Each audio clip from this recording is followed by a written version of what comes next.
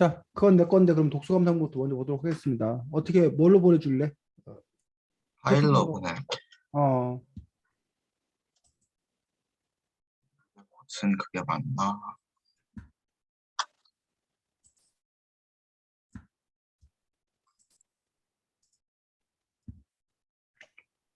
이미 있다는데.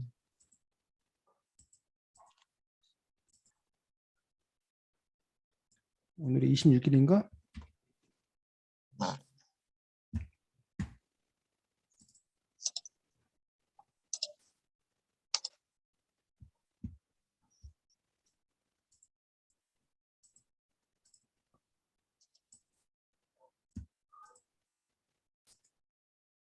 자, 발표해 보겠습니다. 잠깐만, 조금만 조정을 할게.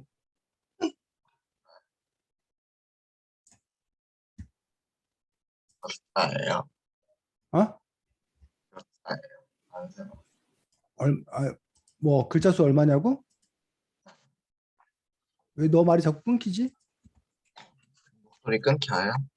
지금 괜찮아.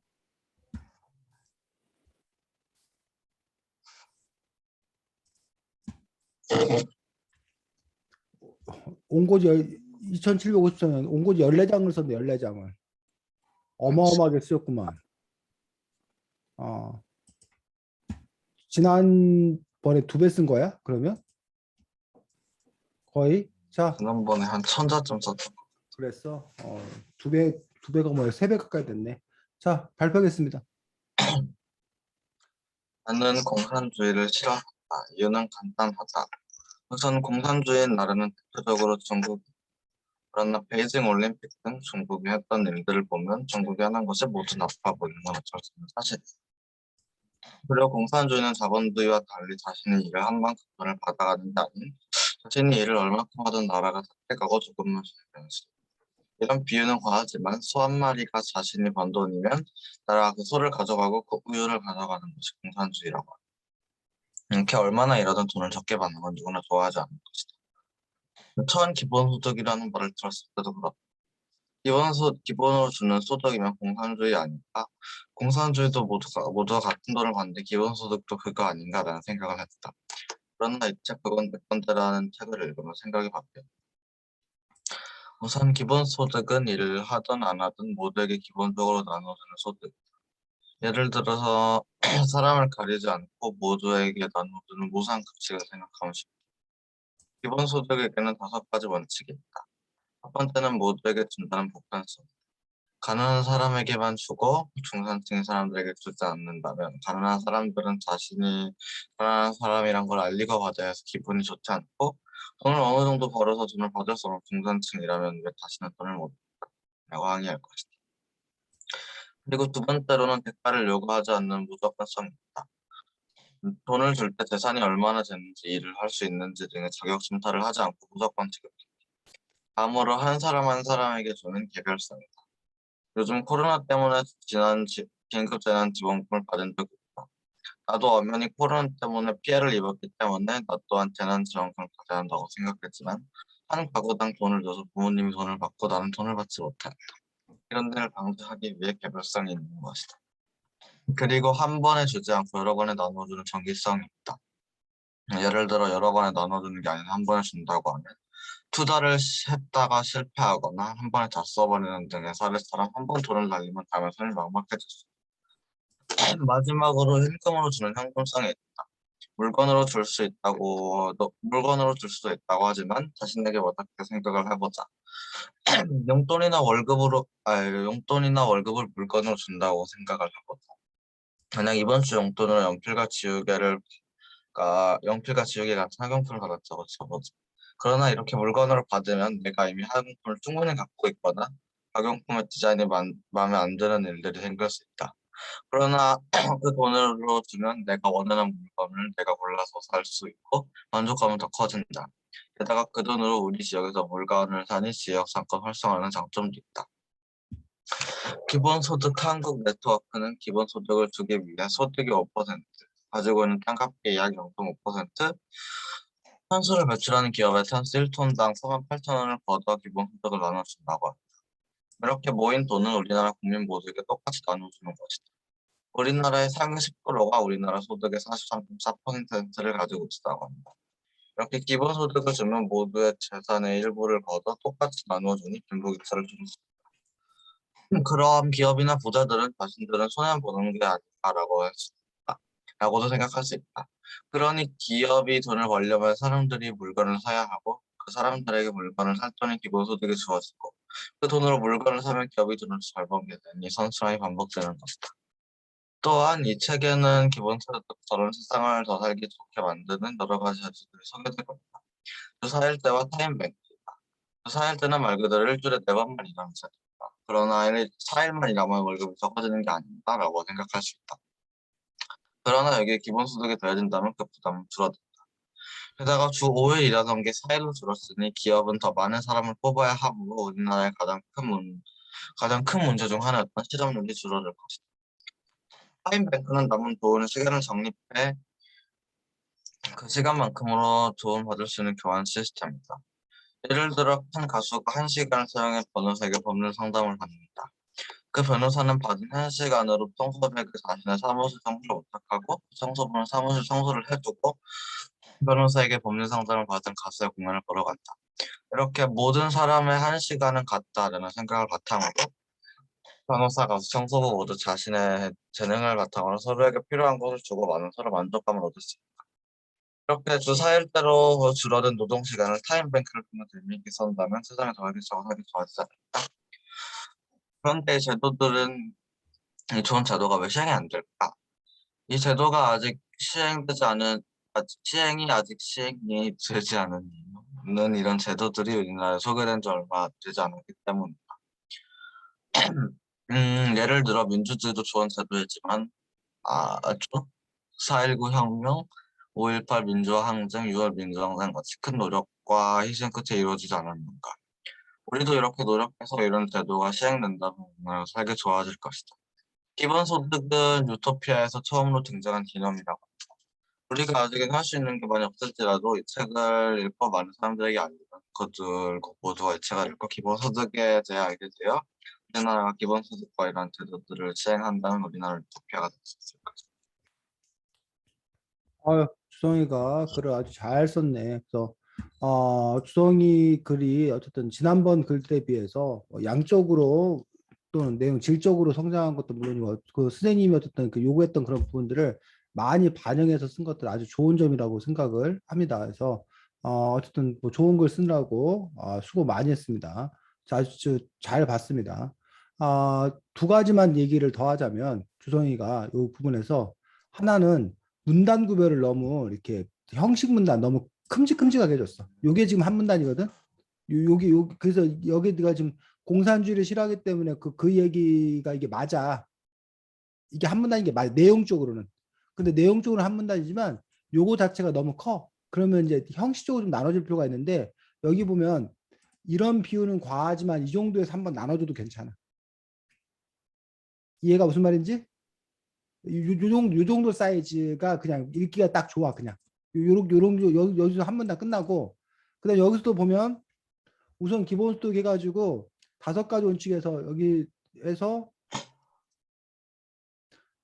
그리고 두 번째로는 여기서 무조건성 하고 다음으로는 개별성 해가지고 여기서 이제 이 원칙이 때문에 할 수도 있고 아니면 이게 너무 두 문장만이 너무 끊어진다고 생각하면 뭐까지 해서 개별성까지 하고 나서 그 다음에 또 뭐 이런 식으로 좀 나눠줬으면 좋겠다는 거지. 그다음 마지막 현금으로 주는 뭐 해석까지 있다라고 이런 식으로 쓰거나 아니면 여기도 이제 정기성에서 마지막 현금성으로 또 이렇게 나눠주던가 아니면 두 개를 합치던가 그런 부분에서 내용적으로 일단 구별이 되는 데서 구별을 해주고 근데 너무 짧거나 이럴 때는 그 다음 문장 합치는 어떤 그런 방법들도 있다는 얘기지. 그다음에 한국 네트워크가 얘기하고 있는 그 탄소세에 대해서 얘기하고 있고 여기는 다시 이제 그 빈부격차 얘기니까 다른 얘기니까 또 뭐 해주고 문단을 구별해주고 여기서 네가 주 4일째 얘기를 쭉 했는데 타임뱅크로 바뀌었으니까 문단 구별해주고 그다음에 이런 제도가 왜 시행되지 않았을까라는 부분들에 대해서 더 살기 좋아질 것이다 하고 여기서 이제 마무리하는 말 마지막에 멋진 어떤 그런 인상 깊은 마무리를 잘했는데 마무리니까 문단 구별 해주고 그래서 지금 문단 구별을 쌤이 좀 더 많이 한 걸 볼 수가 있지 주성아. 그래서 문단 구별을 하는 이유는 읽는 사람들에 대한 그 배려야 배려. 읽는 사람들이 이렇게 너무 이렇게 쭉 촘촘히 되어 있으면 그 압박감을 느껴가지고 제대로 잘 못 보기 때문에 이런 정도로 문단을 구별했으면 좋겠다는 것들. 됐습니까? 앞으로 글 쓸 때 마찬가지야 주성아.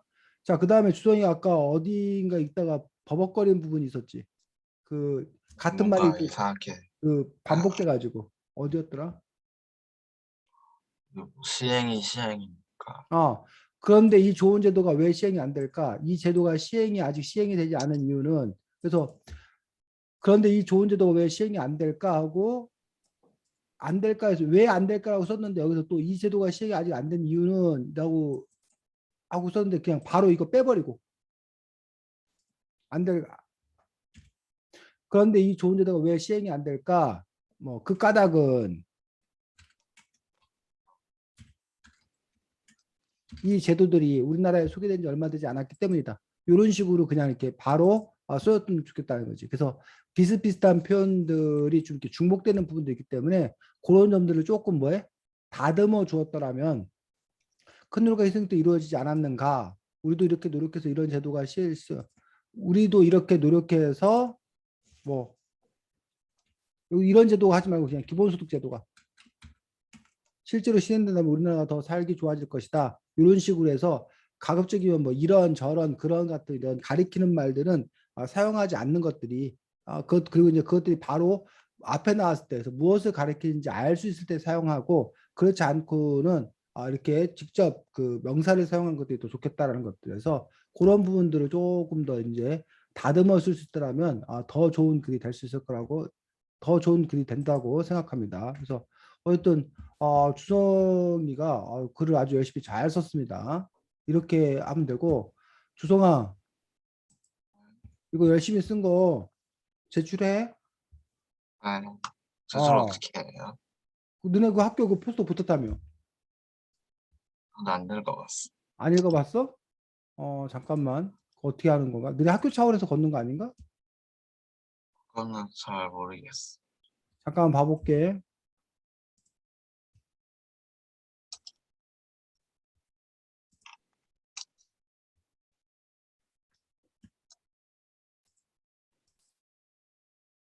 이게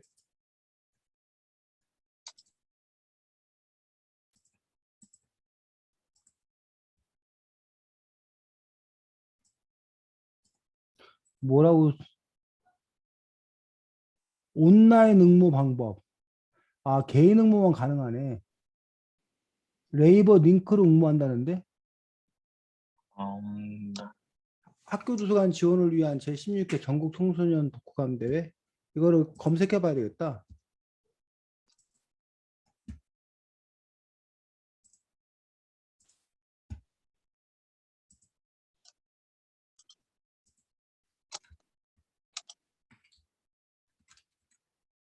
전국 뭐라고 그랬어? 독후감 대회라고 그랬어? 뭐, 뭐, 이거네.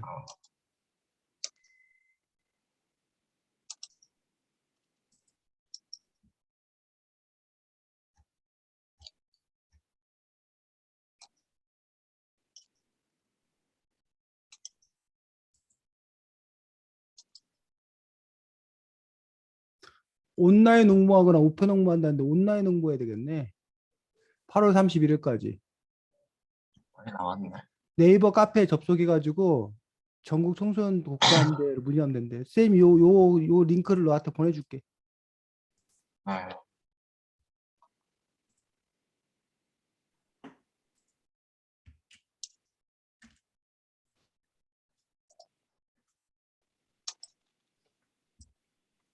자, 주성이 수고 많았고, 안녕 바이칼틸 시작하도록 하겠습니다. 자, 주성이 시작하겠습니다. 저는 먼저 이 책의 표지나 제목 같은 걸 먼저 보고 이 책의 내용이 어떨 것 같다고 생각했는지 얘기해. 저는 맨 처음에 이 책을 제목을 딱 봤을 때 안녕하고 바이칼티라고 하거든요. 안녕하고 바이는 같은 뜻인데 왜 똑같은 뜻이 그 안녕하고 바이가 나오지 않고 바이칼티를 찾아봤는데 새 이름이어서 안녕 바이칼티인 것도 그렇고 표지에 새 그림이 있는 것도 보여서 책 표지가 바다가 배경이길래 약간 바다에서 약간 있는 이 소녀의 이야기 그런 게 나올 줄 알았습니다. 그런 내용의 책이라고 생각을 했습니다. 선생님. 네, 저는 뭐 특별히 제목이나 표지를 보고 뭐 이렇게 생각하지 않고 그냥 이렇게 바로 내용을 읽었습니다. 근데 나중에 생각을 해보니까 바이칼호를 직접 가본 적이 있는데 그래서 이 책을 읽으면 좀 헷갈렸습니다. 바이칼호가 막 나오는데 뭐 카자흐스탄 얘기도 나오고 막 그래서 바이칼호가 그렇게 카자흐스탄과 이렇게 가까운 곳에 있었나? 그렇지 않은데 왜 바이칼호가 나오고 바로 뭐 카자흐스탄이 나오고 그러는지 이 지리적으로 이렇게 맞는 건지 그 부분들이 조금 이렇게 헷갈렸던 그런 부분들이 있고 뭐 어쨌든 책을 다 읽고 난 다음에 이제 바이칼길이 그 새라는 것들을 알게 되었고 그다음에 여기 보면 이제 그 기차 그 그림이 있는데 그게 이제 스탈린 시대에 강제 이주했던 어떤 그런 그 기차 그 부분들을 보여주고 있고 아마 이 여자가 그 주인공 인 걸 볼 수가 있고 근데 여기 뒤에 이제 이렇게 사람들이 이렇게 같이 가는 이런 장면에서 이 장면이 누굴 상징하는 건지 누굴 의미하는 건지는 잘 모르겠습니다. 저쪽 멀리서 이렇게 바라보는 그 여자가 등에 있는데 여자가 있는데 요 등에 어쨌든 그 그려져 있는 그 그림 세 명이 한 명이 다가가는 어떤 그런 그림이 뭘 상징하는 건지는 잘 모르겠습니다.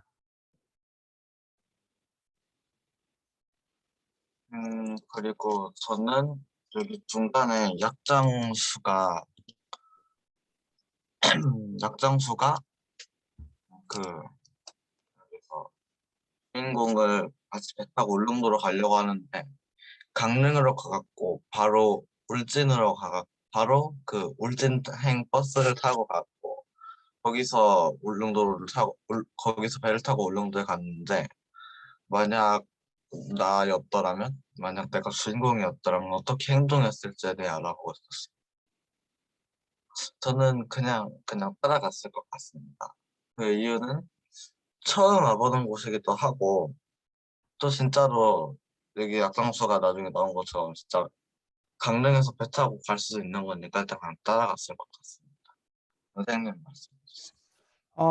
저라면 따라가기 힘들었을 거라고 생각합니다. 물론 저라면이 아니라 여기 주인공 입장이 이해가 되는 것들이 주인공은 그동안 좋은 사람도 만났지만 나쁜 사람들도 많이 만났었기 때문에 그 뭐야 의심을 거둘 수 없었고 그래서 그 말이 바뀌는 어떤 그런 부분들에 대해서 상당히 그 불신한 어떤 그런 마음이 크지 않았을까. 그래서 그 앞에 그런 배경이 없었더라면 그 사람을 믿고 하겠지만 앞에서 이미 그 누군가에게 속고 누군가 때문에 큰 그 고통을 겪었던 그런 경험치가 있기 때문에 그런 점에서 이 주인공의 어떤 그런 선택이 충분히 이해가 갑니다. 네, 그러면 오늘은 여기까지 하겠습니다. 자, 주성이 선생님이 아까 그 잘 모르겠다고 얘기했던 이 표지 그림을 좀 이렇게 주성이는 어떻게 해석이 돼? 이 표지 그림에서 이 뭐야? 등판에 있는 이 가족이야 누구야? 이 뭘 얘기하는 거야? 그럼 일단은 책 앞에 그 도서관 표시 붙어 있어갖고 그렇게 막 보이는 건 아니라서 뭐라고? 그래도 보면은 아, 약간 너가 잘, 네가 배경화면에서 하고 잘 안 보여. 지금 이렇게 돼 있어. 아, 과거 음, 약간 약간 가족하고 같이 있는 것 같은 의미는 잘 알고. 음, 네.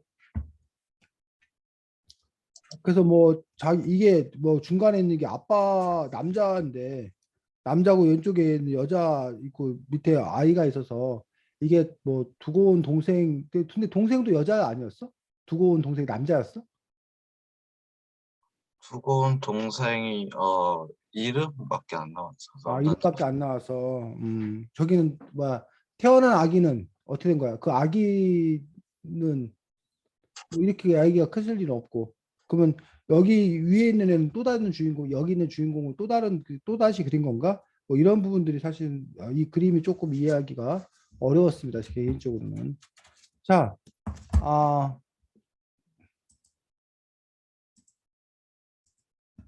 혹시 이런 말 들어봤어?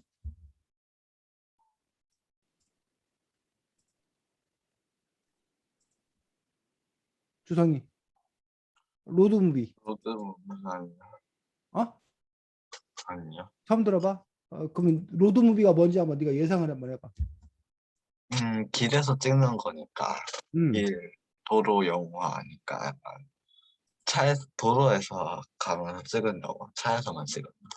음. 그래서 로드무비는 영화 형식 중에 그 길을 따라가면서 어떤 그 벌어지는 사건, 즉 장소가 계속 이동되는 거야. 장소가 계속 이동되면서 어떤 사건이 연속적으로 벌어지는 그런 부분들을 이제 우리가 로드무비다라고 얘기하는 부분을 볼 수가 있습니다. 왜 선생님이 갑자기 로드무비 얘기를 꺼냈을까?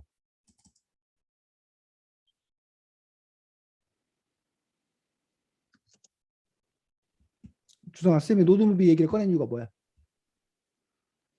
여기가 그런 형식으로 왜? 그런 형식이라는 게 어떻게, 이 책에서 어떻게 되어 있는 거야?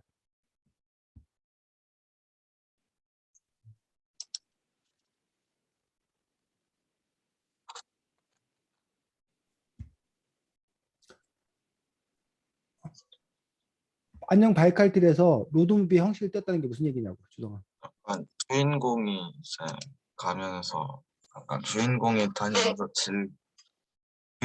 가면서 주인공에게 일어나는.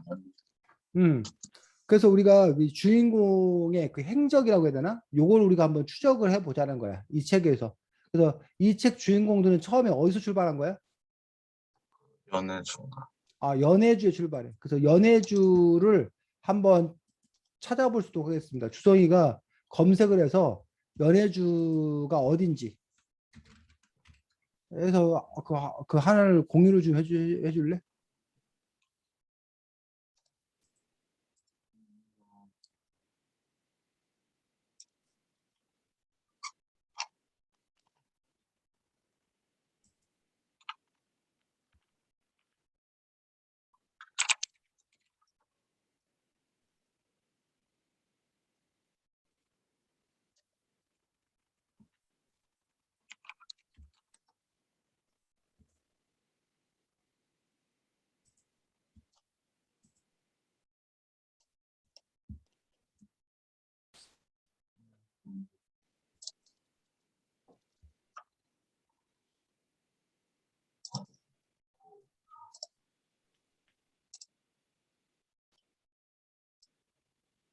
아이고. 어, 그렇지. 지도 보면은 음, 여기에 있는 거 음, 보니까 연애주인 것 같고, 어. 이거 봐도 연애주가 여기 있습니다. 자, 그렇지. 여기 지금 이게 연해주가 보이고 있는 것도 볼 수 있습니다. 연해주는 지금이 어디라는 거야? 러시아. 러시아. 러시아고 지금 여기 위에 보면 여기 블라디보스토크가 있는 그런 지역이 연해주 지역인 것들을 볼 수가 있습니다. 연해주. 그래서 어, 공유 중지하고. 선생님도 너 거의 비슷한 걸 찾은 것 같은데 요게 이제 지도 보이니? 여기가 이제 우리 한국 지금 이게 한반도가 이렇게 있고 여기가 이제 지금 북한 땅이고 이쪽이 이제 남한 우리 한국이지. 그래서 요 부분이 연해주 러시아 땅 연해주이고 이쪽은 이제 그 만주인 걸 볼 수 있고 이쪽에도 하얼빈도 나오지 하얼빈 이따가 그래서 원래 이 연해주에 살고 있었는데 우리 일제 침략기에 일본에게 수탈당하면서 살기 힘든 사람들이 바로 그리고 또 독립운동하는 사람들이 우리나라에서 독립운동하기 힘드니까 연해주로 가거나 아니면 이쪽에 만주 땅으로 여기 북간도 서간도 북쪽에서 북간도 서간도 이쪽으로 많이 갔던 것들을 볼 수가 있다는 얘기. 그 지금도 여기 이쪽에 우리가 조선족들이 연변 지린 이쪽에 조선족들이 지금도 많이 살아 이쪽에. 근데 어쨌든 이 저기들은 이 연해주로 뭐해 갔던 그런 사람들인데 이 연해주에서 지금 어디로 옮겨가게 되는 거야? 저기 카자. 기차를 타고 카자흐스탄 또는 우즈베키스탄으로 가게 됐다라고 얘기하고 있는 것도 볼 수가 있습니다. 카자흐스탄 찾아보자. 카자. 카자흐스탄.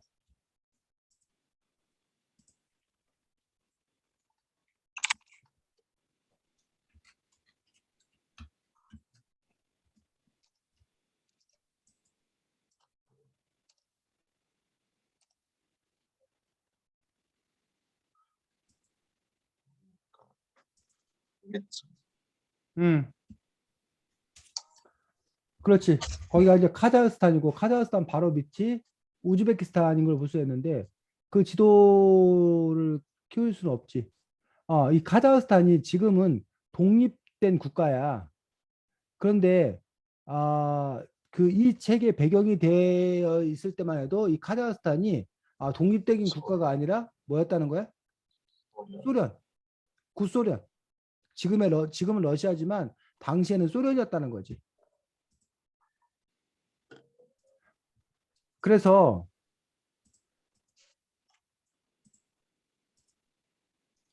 보여? 지금 이게 러시아하고 지금 쌤이 공유한 거 보이니? 주성아 쌤 공유하는 거 보여? 네 목소리 또 안 들려 왜 갑자기? 러시아가 있고 여기 카자흐스탄 뭐 여기 우즈베키스탄, 투르메니스탄 뭐 이런 나라들 여기 그루지아, 아제르바이잔 그다음에 우크라이나 뭐 벨루루시 이런 나라들 뭐 라트비아 뭐 리투아니아 이런 나라들이 다 뭐야 돼? 그루지아 뭐 아제르바이잔 아까 얘기했나? 이런 나라들이 다 모였다는 거야. 소련, 소비에트 연방 공화국이었다는 거야. 근데 이제 그 이른바 아까 누가 저기 했다는 싫어한다는 공산주의가 멸망하면서 공산주의권이 붕괴되면서 소련이 붕괴된 거야.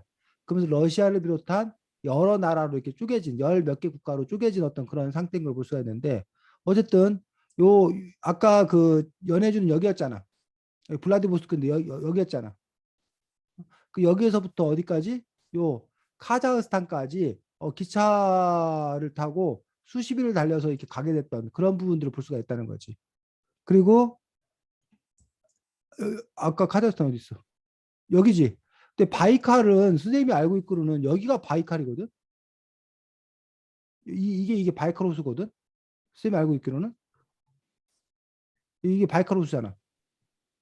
그럼 이 바이칼 호수하고 여기 카자흐스탄하고는 이 거리가 이 장난이 아닌데 연해주하고 바이칼, 카자흐스탄이 거의 한 중간 정도 되는 거잖아. 근데 얘가 바이칼길이 여기 그 바이칼 호수에 사는 건 아니었어? 이 책이 그렇게 설명이 어떻게 나와? 책에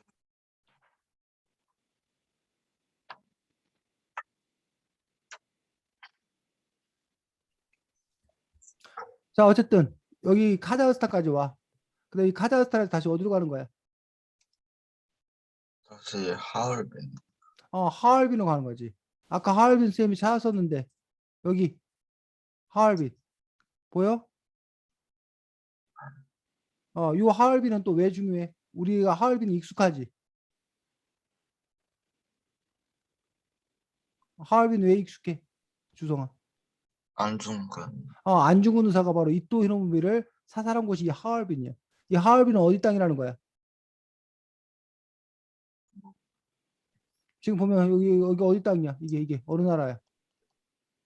중국이 중국. 중국. 중국 땅이야 중국 땅. 하얼빈 중국 땅이라는 얘기지. 하얼빈. 다시 이 하얼빈에서 어디로 가? 연해수. 연해주로 간다고? 연해주 안 갔는데? 하얼빈에서 어디로 가? 조선간. 어? 조선. 조선은 어디야? 함경북도 아까 어디 갔다 그래? 함경북도 거기가 어디였지?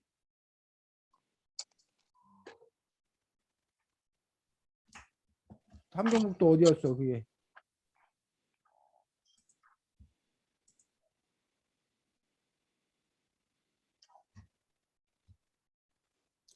온성, 함경북도 온성군. 함경북도 온성군 한번 찾아볼래?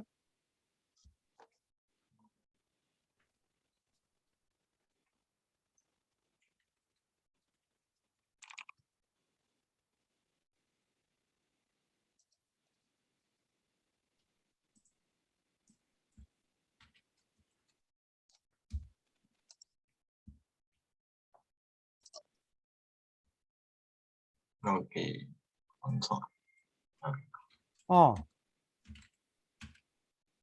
함경북도 온성군. 여기 그렇지. 여기 여기 끝이 온성이지. 거의 이제 뭐야? 끝부분인 것들을 볼 수가 있다는 거지. 함경북도 온성. 여기서 다시 어디로 가? 강릉 어? 어디? 강릉 강릉. 강릉 찾아.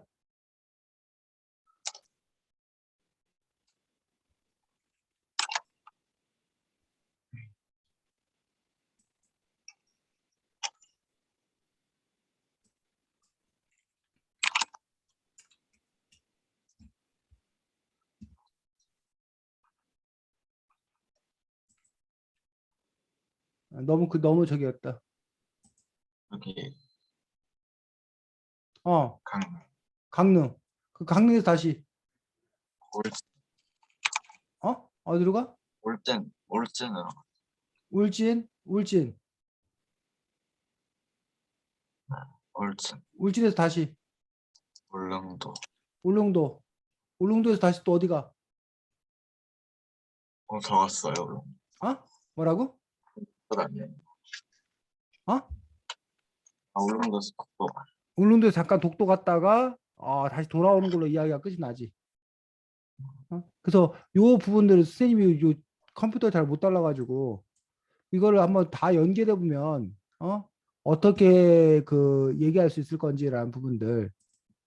그래서 이걸 우리가 세계 지도를 갖고 봐야 되나?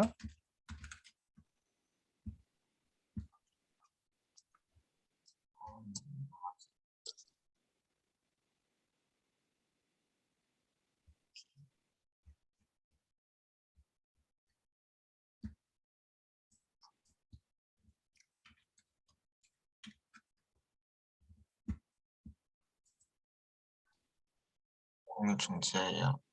어? 공유 그래. 중지예요. 자, 그래서 보면 여태까지 찾은 거를 쭉 보면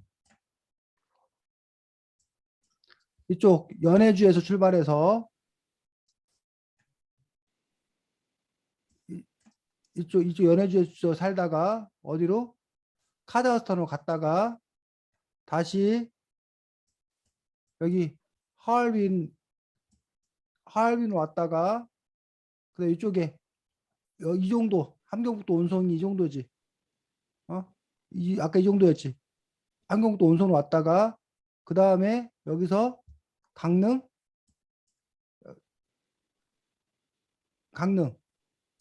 강릉으로 왔다가 다시 쭉 내려와서 경상북도 울진이 어디 정도인지 모르겠네. 이 정도 같은데 어쨌든 울진 이 정도 왔다가 여기서 다시 어디로? 도동 여기 울릉도로 갔다가 다시 여기서 독도 어디 갔어? 여기 이게 독도야? 독도. 왜 여기는 무슨 지도인데 죽도로 표시돼 있어? 이게 어느 나라 지도인데 죽도로 표시돼 있네? 독도로 표시 안 돼 있고? 이 사이트가 문제 있네. 자, 이런 식으로 이런 루트를 통해서 가고 있는 그 부분을 볼 수 있기 때문에 그래서 아까 로드무비 형식을 띄고 있다라고 얘기했던 것들이 바로 그런 이유다는 거지. 이렇게 공간이 계속 바뀌면서 사건은 계속 이어지는데 이 공간에 따라서 어떤 겪은 일들을 바탕으로 이렇게 쓰고 있는 그런 작품이 이 안녕 바이칼길의 특징인 걸 볼 수 있습니다. 근데 아까 제목 얘기 잠깐 했는데 왜 제목이 안녕 바이칼길이야? 바이칼들에게 인사를 응? 바이칼길한테 인사를 해서? 그러니까 바이칼길이 왜 나오는 거야? 중간에 설거 아저씨 집에서 만났고 약간 그 어디 갔다가 응, 오는 것 때문에 응. 그게 왜? 갔다 오는 것이 왜? 약간 독립을 모르고 자, 바이칼틸은 바로 누굴 상징해? 바이칼길은 그 광복 광복? 아니 바이칼틸은 이 동화 속 주인공 자신을 나타내지. 왜 바이칼틸이 동화 속 주인공 자신을 나타낼까?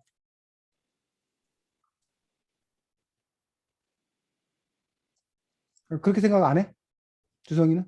쌤 보기에는 이 바이칼틸이 이 동화 속 주인공 자기 자신을 나타낸다고 생각하는데 그래서 작가는 일부러 바이칼틸 이야기를 집어 넣음으로써 이 주인공이었던 그런 처지 위치를 그 보여줬다고 생각하는데 왜 쌤 그렇게 생각하는 것 같아?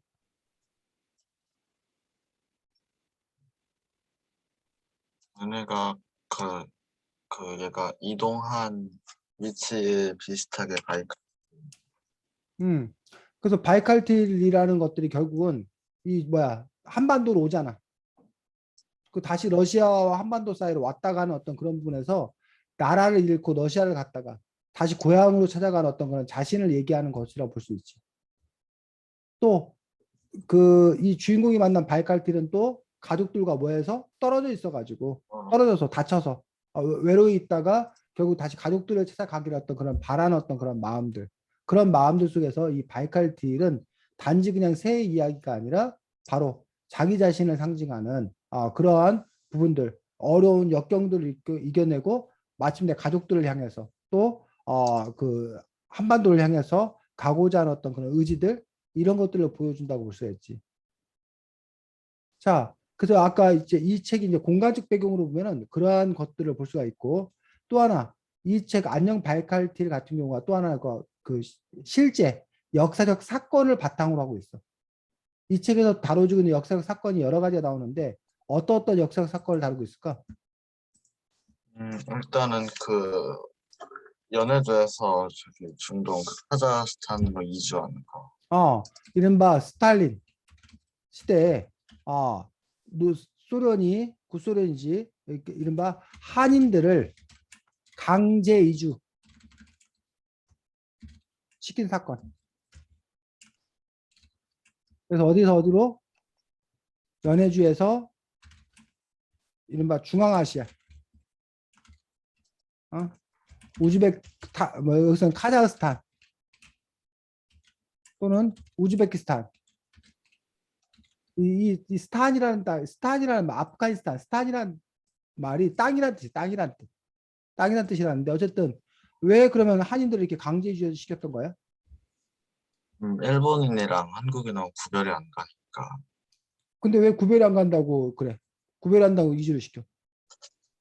일단 다 그 속성 약간 다 일본인은 그 지금 러시아랑 반대편에 있고 전쟁도 해갖고 사이가 안 좋으니까 그리고 하고 러시아는 그 한국전에 들어와 있는 일본인을 다 없애려고 하는데 한국인이랑 일본이랑 생긴 게 비슷해서 손이 잘 안 가니까 그냥 갖다 보면 한국인. 음.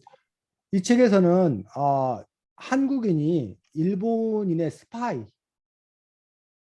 의심되었기 때문에라고 얘기하고 있는 것도 볼 수가 있습니다. 그래서 일본인 스파이들이 많은데 한국과 일본인들이 구별이 잘 안 되기 때문에 이게 일본인 스파이들을 적발하기 힘들었다 어떤 뭐 그런 부분들을 얘기하고 있는 것도 볼 수가 있습니다. 그런데 또 한 가지 이유는 소련 사람들 입장에서 봤을 때는 우리는 한국인이고 우리는 일본에게 침략을 당해서 식민지에 살고 있다고 생각하지만 소련 사람들이 봤을 때는 한국인이 누구라고 생각했던 거야? 그냥 일본인과 한 통속이라고 생각했던 거야. 한국인 곧 일본이라고 생각했던 거야. 소련 입장에서는. 자, 그건 마치 우리가 주성이는 영국 사람하고 프랑스 사람을 구별할 수 있어 없어? 외모만 보고. 그거는 말하는 거 안 보면 구분 못할 것 같아. 어. 근데 우리는 보통 한국 사람과 일본 사람 또는 한국 사람과 중국 사람을 구별할 수 있어 없어 주성이. 말 안 시키면. 구별 못해? 대충 하나. 어. 우리는 저도 한국어하고 잘 일본어를 우리는 대충 구별할 수 있어. 근데 서양 사람들이 보기에는 한국 사람이 일본 사람이랑 거의 뭐야? 그게 그거인 거야. 마치 우리가 벨기에 사람이니 프랑스 사람이니 구별 못하는 것과 마찬가지란 거야. 어? 그런 것처럼 그들의 입장에서 어떤 외모적으로 그런 면도 있고 또 한 가지는 한국이 일본의 식민지였기 때문에 이미 한국 사람은 존재하지 않는 거야. 그러니까 일본 사람이라고 생각했던 그런 부분도 있었다는 거지. 그렇기 때문에 이제 한인들을 강제해 주었던 그런 부분들에 대해서 이 책은 소개하고 있는 것도 볼 수가 있습니다. 근데 한인 강제 이주와 관련되어서 사실은 그런 이유만 있는 것은 아니고 다른 여러 가지 이유가 있었다라고 전해집니다. 뭐 이 책에 소개가 안 되기 때문에 그냥 더 그 뭐야 그 배경지식이 되라고 보충이 되라고 다른 썰을 선생님이 주성이에게 소개하도록 하겠습니다. 공산주의는 민족이나 이념을 중요시 여기 아니 민족을 중요시 여기지 않아? 네. 공산주의는 민족을 중요시 여기지 않아. 이념을 중요시 이념. 공산주의 이념을 그래요? 가장 중요시 여긴단 말이에요. 그런데 이 민족으로 나눠져 있으면 그 부분들이 오히려 갈등의 요소라고 생각을 했어. 그래서 그 민족이라는 개념을 없애는 게 좋아. 그러려면 뭐 하는 게 제일 좋은 거야? 그냥 섞어버리면 제일 좋다는 얘기. 그런 식으로 해서 한인들이 따로 살고 뭐 어디가 따로 살고 이러지 말고 그냥 이걸 막 섞어버리는 거야. 그럼으로써 그 이념 하나로 뭐 하겠다? 대동단결하겠다. 그러한 그 부분들이 있었고 또 하나는 이 카자흐스탄이나 우즈베키스탄 어떤 그런 지역을 개발해야겠는데 그 지역을 개발하려면 뭐가 필요했다는 거야? 사람이 필요했다. 노동력이 필요했다는 거야. 그런 노동력들을 연해주에서 카자흐스탄, 우즈베키스탄으로 옮겨서 그 노동력들을 효과적으로 정부 입장에서 국가 입장에서 효과적으로 분배하기 위해서 그런 이주 정책을 사용했다라고 얘기를 하고 있는 거지. 근데 그것들이 국가 주도로 국가에서 그냥 필요하니까 어느 순간 마음대로 그냥 이렇게 해버린 거지. 그런 점에서 이제 그런 국가주의가 갖는 어떤 그런 문제점들 그런 부분들 얘기하는 거예요. 그러니까 뭐 예를 들면 주성이가 회사 다니는데 회사 차원에서 보니까 대전에서 근무하는 주성이 보고 어느 날 갑자기 제주도로 발령을 내는 거야. 대전에 인원 많은데 제주도 시장을 새로 개척하기 위해서. 그럼 주성이는 어떻게 해야 돼? 회사 안 잘리려면 제주도로 뭐해? 가야 되잖아. 근데 막 주성이가 대전에서 여자친구도 있고 막 연애하고 있는데 갑자기 제주도로 가라면 주성이가 얼마나 고민이 되겠어. 내가 회사를 때려치워야 되나? 연애하려고. 아니면 뭐해? 내가 회사를 다녀야 되기 때문에 여자친구가 이별을 해야 되나? 아니면 뭐 여자친구를 뭐 제주도로 데려가야 되나? 아니면 장거리 연애해야 되나? 얼마나 고민이 있겠어. 한 개개인에게는. 하지만 회사 입장에서는 주성이가 연애를 하건 말건 그런 건 회사 입장에서는 뭐 하지 않다는 거야. 중요하지 않다는 거야.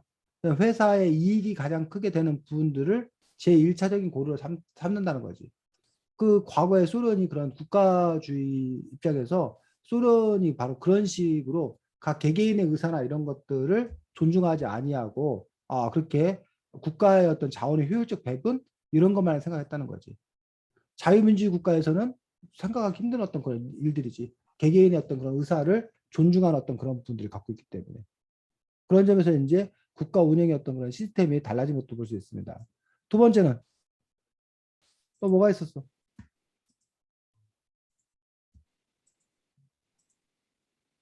이 이야기에서 역사 또, 사건. 뭐, 생태 실험? 응? 아니면, 이른바 747 부대 생체 실험. 이게 뭐야? 어,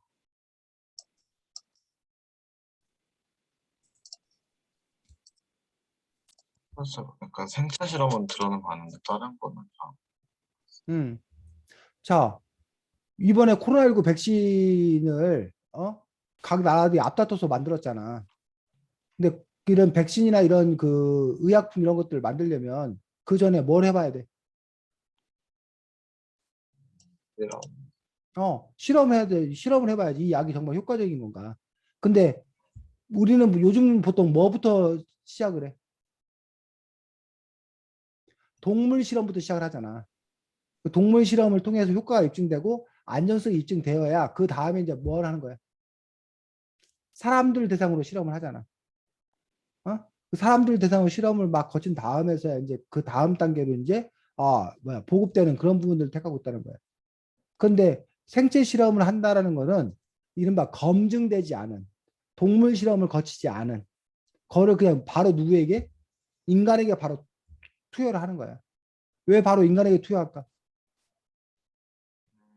인간이 어, 결과적으로는 그 약을 인간한테 줘야 돼.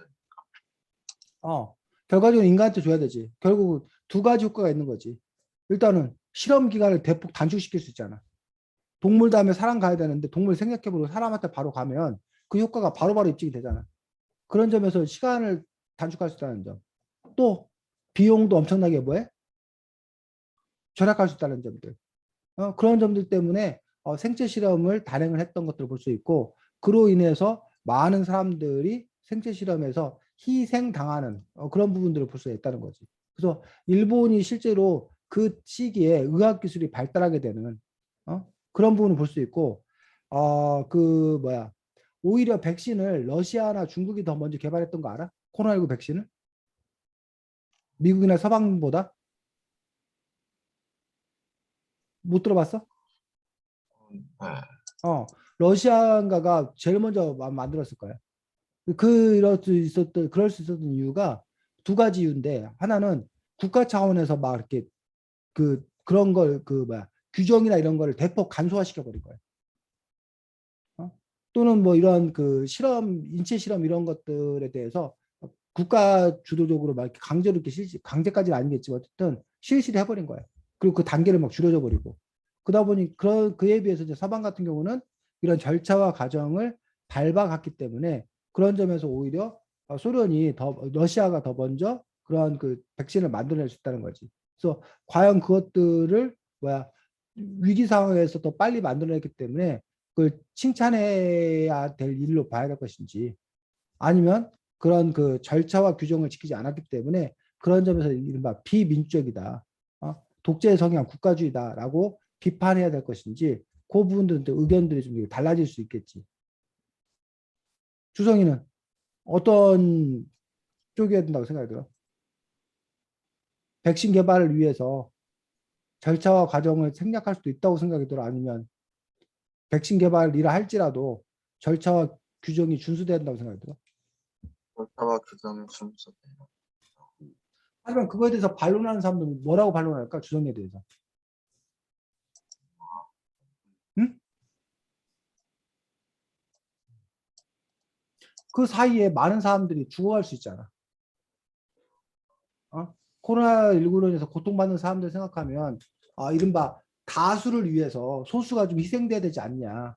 소수 몇 명 희생해가지고 생체 실험 대상이 됨으로써 다수에게 필요한 약을 만든다라면 의미 있는 일 아니냐. 라는 식의 어떤 그런 항변을 할 수 있다고 생각이 들거든. 그런 항변에 대해서 어떻게 생각해? 그런 반론에 대해서는. 음,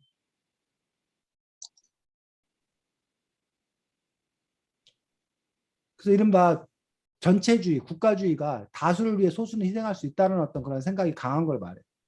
근데 그에 비해서 이제 근데 그 소수가 주성일 수도 있다는 거지. 그렇기 때문에 다수를 위해서 소수에게 뭔가를 희생을 강요해서는 안 된다는 것. 이것들이 자유민주주의고 개인주의, 예, 기반된 어떤 그런 생각이라는 거지. 그런 점에서 과연 어떠한 이데올로기, 어떤 가치를 선택할 건가라는 부분들은 또뭐 주성이 나름의 어떤 그런 가치관의 문제라고 생각이 듭니다. 자, 그 다음에 또 어떤 사건 얘기하고 있어? 역사 사건으로서. 그건 크게 이해하고 있는 건 강제이주 사건하고 그 다음에 747 부대 생체 부대 얘기가 아주 큼직큼직하게 다뤄지고 있습니다. 그리고 이제 여기서 큼직하게 다뤄지고 있지 않지만 소소하게 다뤄지고 있는 것들이 몇 가지 더 있지. 어떤 사건? 어,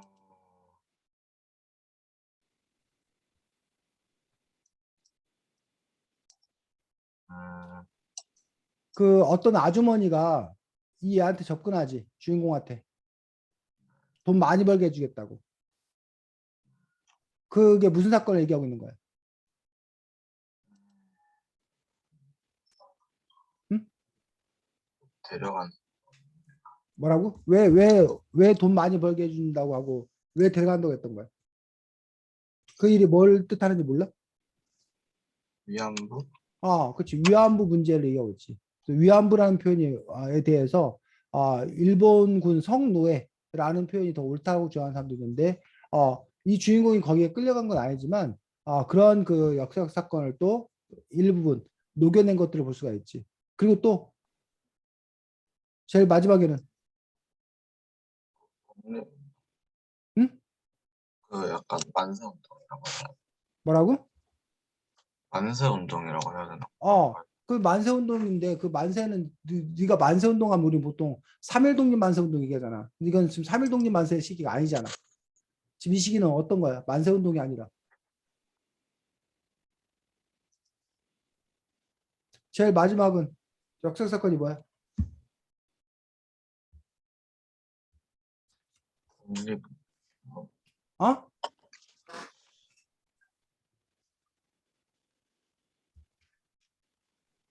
뭐라고? 어, 제일 마지막에 끝부분에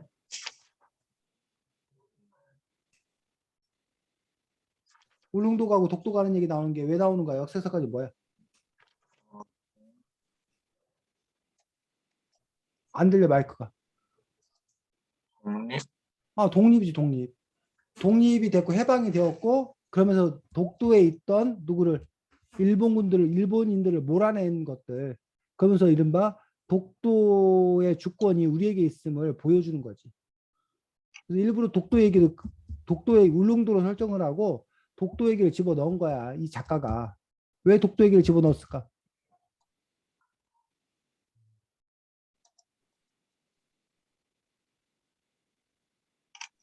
왜 집어넣었을 것 같아? 주성아. 음, 뭐 어려운 거 마지막에 아닌데. 이제 뭐라고? 마지막에 독립했다는 걸 그럼 얘기할 독도 얘기를 해야지만 꼭 독립된 거야?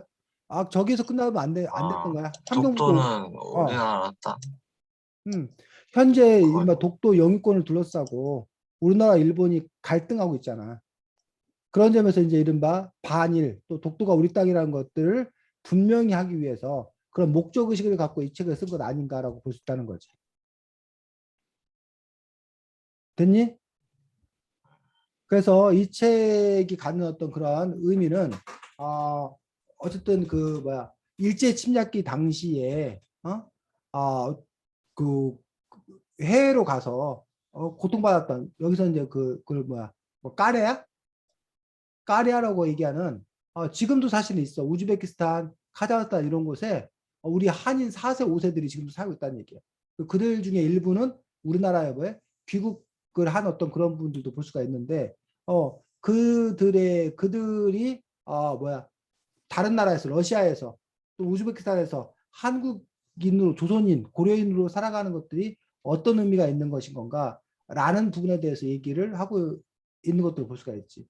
그래서 그들이 겪었던 어떤 그런 고난들 그리고 그 고난과 역경을 어쨌든 이겨내는 아이였던 그런 그 불굴의 의지들 이런 것들을 또 이렇게 함께 보여주는 작품이 바로 요 안녕 바이칼틀이라는 작품인 것들을 볼 수가 있습니다.